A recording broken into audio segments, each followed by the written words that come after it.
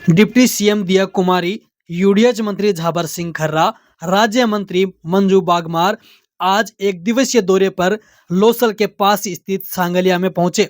यहां सांगलिया में आयोजित राजस्थान शिक्षक संघ अम्बेडकर के राज्य स्तरीय शैक्षिक सम्मेलन में बतौर मुख्य अतिथि मौजूद रहे। इस दौरान दिया कुमारी ने सांगलिया पीठ में पहुंचकर पीठाधीश्वर स्वामी ओमदास महाराज से भी आशीर्वाद लिया।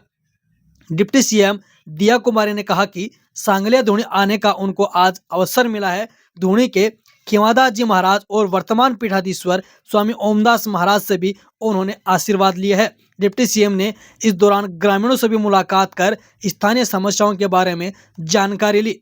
इस दौरान उन्होंने कहा कि आज मैं इस कार्यक्रम में शामिल होने आई हूँ और इसको लेकर ही मैं आज वार्ता करूंगी। इससे पहले शिक्षक संघ को संबोधित करते हुए डिप्टी सीएम ने कहा, शिक्षक संघ अम्बेडकर राजस्थान का अग्रणी शिक्षक संघ का संगठन है जो शिक्षा के माध्यम से प्रदेश में विकास की गति को बढ़ावा देता है। इसके साथ प्रदेश में सामाजिक कार्य और बच्चों के विकास में भी अपनी अहम भूमिका निभाता है। शिक्षा के क्षेत्र में अलग जगाने के लिए आध्यात्मिक और शिक्षा को बढ़ावा देने में सांगलिया धूणी का अपूरणीय योगदान रहा है। उन्होंने कहा, संविधान को 75 वर्ष पूरे होने पर भाजपा ने अंबेडकर के भारत के प्रति दिए गए योगदान को जन जन तक पहुंचाने के उद्देश्य से 16 जनवरी से 25 जनवरी तक संविधान यात्रा अभियान भी शुरू किया है। बजट पर बोलते हुए डिप्टी सीएम ने कहा कि आगामी बजट में हर क्षेत्र में हर वर्ग को ध्यान रखा जाएगा और पिछली बार की तरह प्रदेश का बजट इस बार भी ऐतिहासिक होगा। उन्होंने कहा, हमारी सरकार प्लानिंग के साथ काम करती है, बिना सोचे समझे और बिना आर्थिक प्रबंधन के काम नहीं करती है। इस दौरान यूडीएच मंत्री झाबर सिंह खर्रा ने कहा कि शिक्षक सम्मेलन में शैक्षणिक गुणवत्ता कैसे बेहतर हो, इस पर चर्चा की गई है। नई शिक्षा नीति को भारत सरकार ने लागू किया है, उसको किस प्रकार से सही ढंग से क्रियान्वित किया जाए, इस बारे में शिक्षक संघ ने अपने सुझाव दिए हैं और शिक्षक अपने कर्तव्यों और दायित्व का सही ढंग से निर्वहन करें। शिक्षक शिक्षा के क्षेत्र में आ रही कठिनाइयों और उसके समाधान के सुझाव भी सरकार के सामने रखे, जिसका सरकार की ओर से सकारात्मक निर्णय लिया जा सके। इस दौरान नगरीय निकाय चुनाव को लेकर किए जा रहे सीमांकन और चुनाव पर भी बोलते हुए यूडीएच मंत्री ने कहा कि 20 जनवरी तक प्रस्ताव पेश करने का समय है। पूर्व में उन्होंने अपने प्रस्ताव भेज दिए हैं, उसमें अगर कोई संशोधन है तो उसको लिया जाएगा। प्रस्ताव पर मंथन कर जो सही होगा उसी पर सकारात्मक निर्णय लिया जाएगा। 20 जनवरी के बाद मंत्रिमंडल उप समिति पुनर्गठन व सीमा विस्तार के लिए बन गई है, जिस पर एक निकायवार विचार करते हुए जून और जुलाई तक इस पर निर्णय करेंगे और विस्तार पर अपने अंतिम रूप देंगे।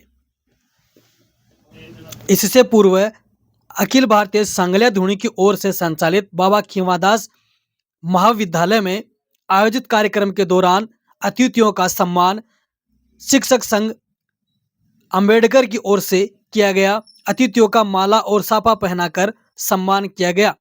इस दौरान महाविद्यालय की छात्रों द्वारा सांस्कृतिक प्रस्तुतियां भी दी गई। कार्यक्रम के दौरान शिक्षक संघ राजस्थान की ओर से शिक्षकों के सामने आ रही विभिन्न समस्याओं को लेकर भी डिप्टी सीएम दिया कुमारी और स्वायत्त शासन विभाग के मंत्री झाबर सिंह खर्रा को अवगत कराया गया, जिस पर उन्होंने शिक्षक संघ अंबेडकर को समस्याओं को लेकर कहा कि जल्द ही सरकार की ओर से उनकी जो भी समस्याएं हैं और उनकी जो मांगे हैं उन पर अमल करते हुए उन पर जल्द उचित निर्णय लिया जाएगा।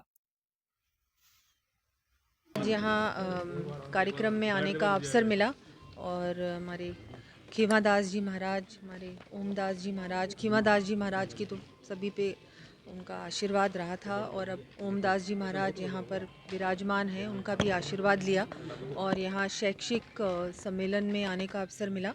और मैं तो यही कहूँगी कि यहाँ बहुत सारे यहाँ के क्षेत्रवासियों से मिलने का भी अवसर मिला और बहुत सारी स्थानीय समस्याएं हैं, उनके बारे में भी उन्होंने जानकारी दी, सड़क से और चीज़ों से संबंधित। तो इस बार बजट में भी उनको शामिल करने का प्रयास करेंगे और बिल्कुल यहाँ आकर मेरे लिए बहुत ही सौभाग्य की बात है कि पहली बार यहाँ आकर मुझे दर्शन करने का भी अवसर मिला। शिक्षक संघ अम्बेडकर द्वारा सांगलिया के इस बाबा खीवादास महाविद्यालय में प्रांतीय सम्मेलन था, जिसमें प्रदेश भर से सभी सम्मान्य भारी संख्या में शिक्षक बंधु पधारे हैं। उनसे मैंने अनुरोध किया है कि शैक्षिक गुणवत्ता किस प्रकार बेहतर हो, सम्मेलन में इस पर भी विचार विमर्श कर मंथन कर सकारात्मक सुझाव सरकार को प्रेषित करें। नए राष्ट्रीय शिक्षा नीति जो भारत सरकार ने जारी की है, उसको किस प्रकार सही ढंग से क्रियान्वित किया जा सके, उसके बारे में भी वो अपने सुझाव दें। और शिक्षकों के सामने अपने कर्तव्य और दायित्वों का सही ढंग से निर्वहन करने में वास्तविक रूप से अगर किसी प्रकार की कठिनाइयाँ आती हैं, उनका क्या समाधान हो सकता है, उसके बारे में भी वो अपने सुझाव, सकारात्मक सुझाव सरकार को प्रेषित करें, ताकि सरकार के स्तर पर इन शैक्षिक सम्मेलनों के विचार विमर्श और मंथन के माध्यम से जो भी सकारात्मक सुझाव प्राप्त हों, उन पर सकारात्मक निर्णय लिया जा सके। चलिए, आप आगामी अभी नगरीय निकायों का जो सीमांकन चल रहा है वो कब तक हो जाएगा और चुनाव कब तक होंगे? अभी के सीमा विस्तार का प्रकरण चल रहा है। 20 जनवरी तक प्रस्ताव प्रेषित करने का समय है। बहुत सी जगह के प्रस्ताव आ गए, जिन्होंने पहले भेज दिए थे। अगर उसके बाद जनप्रतिनिधियों की मांग के आधार पर कोई संशोधन होना हो, तो वो संशोधित प्रस्ताव भी भेजेंगे। उनको भी हम परीक्षण करके जो योग्य होंगे उनको स्वीकार करेंगे।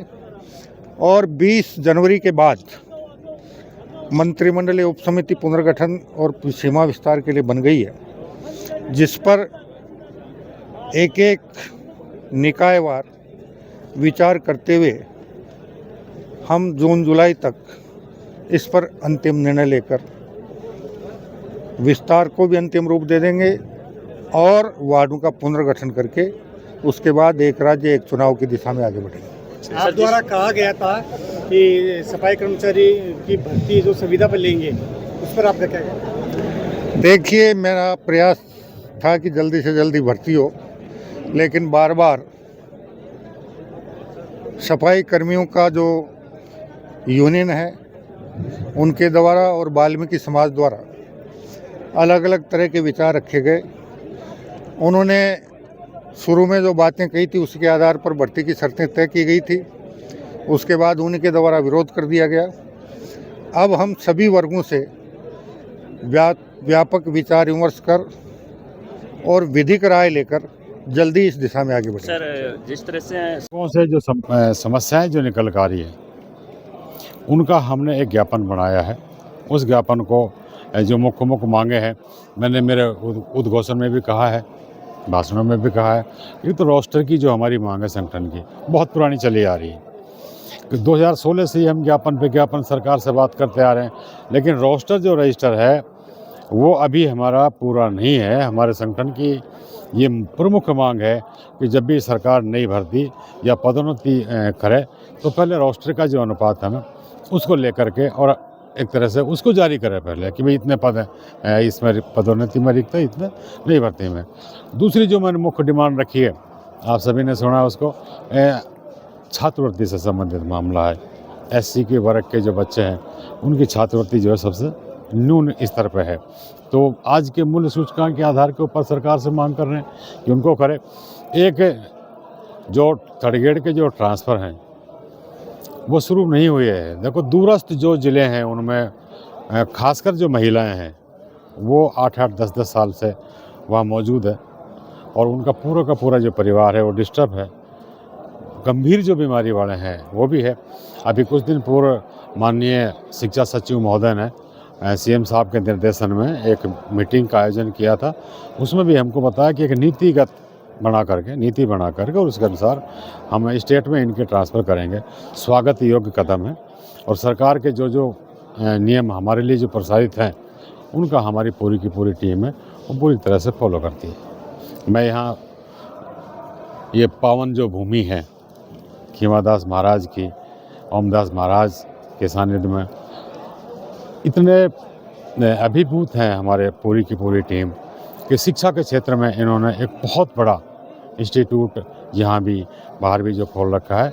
हमारा पूरा जो संगठन है वो महाराज जी को एक बार पुनः मैं धन्यवाद देता हूँ। एक जगह को लेकर